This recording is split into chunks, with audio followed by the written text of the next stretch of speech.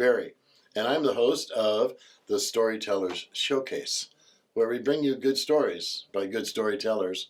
And well, I don't know about that today because I'm going to share a story with you today. And this story I call Grocery Shopping. I was 19 years old. I had just finished high school. I had just got my first job, real job, and I moved out from my mother's apartment. We lived in San Francisco. I was born and raised in San Francisco. And back in the 50s and 60s, that was a wonderful place to live, I'll tell you. Well, when I got the job, I worked swing shift at Wells Fargo Bank processing paper.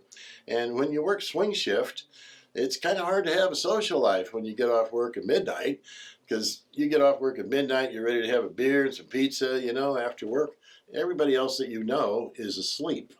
And so three of my coworkers and I, we kind of bonded together, kind of like the Four Musketeers, and the three of us would we'd hang out at one fellow's little apartment or the other fellow's little apartment, and I'd have my beers and they'd smoke their little cigarettes, and we'd have pizza and just hang out together. And we did it almost every night after work because we were the only ones we knew who were awake. And after a certain period of time, I got to thinking, you know what? Instead of it was my turn to get an apartment. It was my turn to move out and get and I thought, instead of me getting another little apartment like these guys, maybe we could go together. Maybe we could get something nicer. Maybe we could even save some money. And so I started looking, and I found in a really nice neighborhood of San Francisco, I found a flat. That's what they call those layers of dwellings that they have in those old Victorians. I found a flat that had 3 bedrooms plus another little bedroom. It had 4 bedrooms plus another little bedroom, which could have been a little library. We could have had our books there as college students and everything. Basically, we used it as a coat room. And it was good. It was good living in this nice neighborhood. It was good living in a nice big place, even though we shared it, because we shared everything anyway. And one day, it was an unusually warm day, especially for San Francisco, and I had a hankering for something sweet and something refreshing. Didn't know quite what it was, and so I headed out to the market. Now, we had a little market right across the street from our nice Victorian that we lived in, and then we had the Safeway down the block. Naturally, when we had a grocery list, we went to the Safeway down the block. But this day I was feeling particularly adventurous. Remember, 19, just moved out of mom's crib, just graduated high school, and I decided to go into that little market, that fancy little neighborhood market. Well, I could tell it was a fancy little neighborhood market because all the cars outside. They had hubcaps on all 4 corners, and some of the cars were late model cars, and several of them were imported. But still, I thought, I'm feeling brave today. I will venture into this unknown territory. And when I got inside that little market, people had little market carts. They didn't have those big chrome juggernauts like we were used to pushing around Safeway. They had little carts. And as I looked in those little carts, I saw things that I didn't know what they were. I saw some brown paper bags. Some of them long and skinny, some of them short and round. Maybe that was bread in those bags. I don't know. It didn't say Wonder with balloons on it, but I think it might have been bread. And then there were bottles in these little baskets. There were all different shapes and all different colors of bottles. And I didn't know if that was something to cook with or something to drink or something to splash on. I didn't know. But still, I was on this adventure, and I ventured deeper into unknown territory.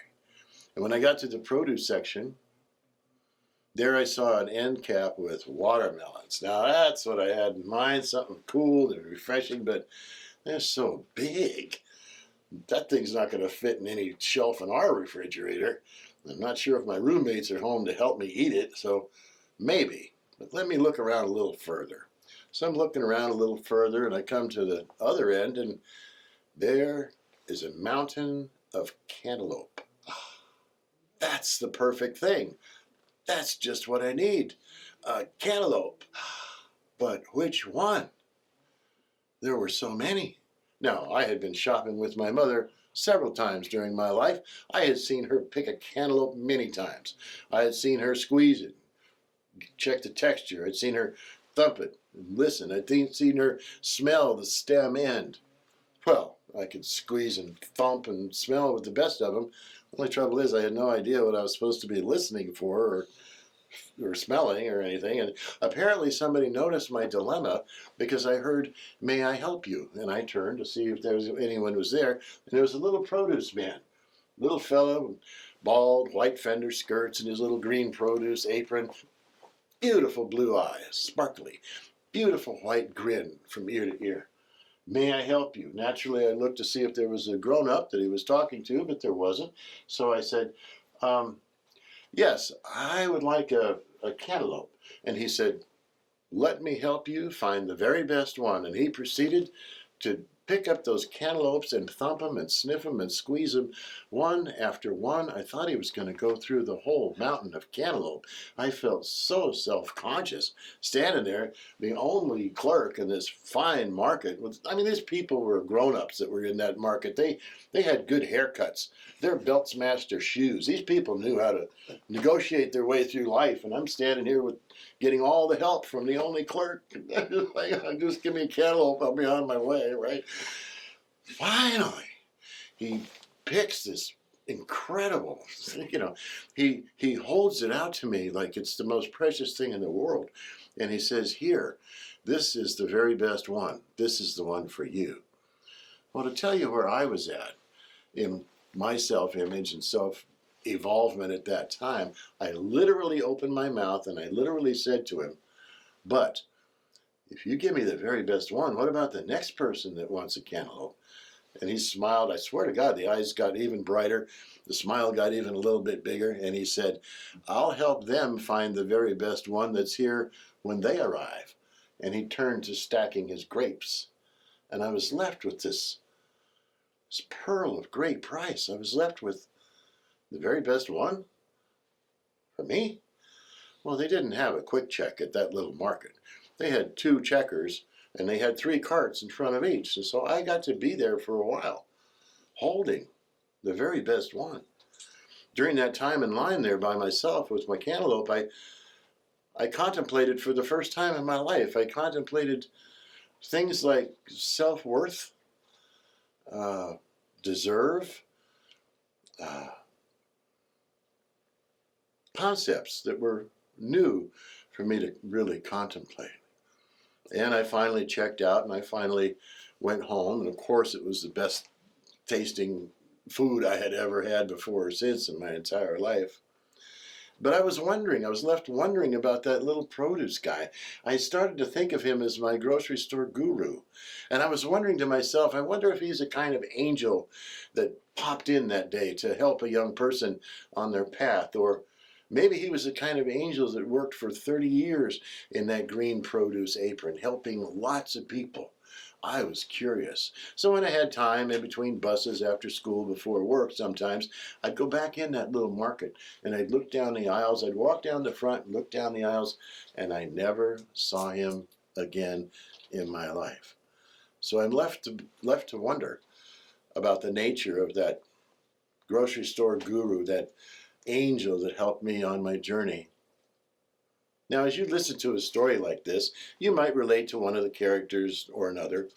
You might relate to the teacher, the one that's helping others. You might relate to the young person trying to find their way and getting help wherever they can. But no matter how you relate to this story or who you relate to in the story, I know one thing for sure. I know that you are precious. That's a story I call grocery shopping.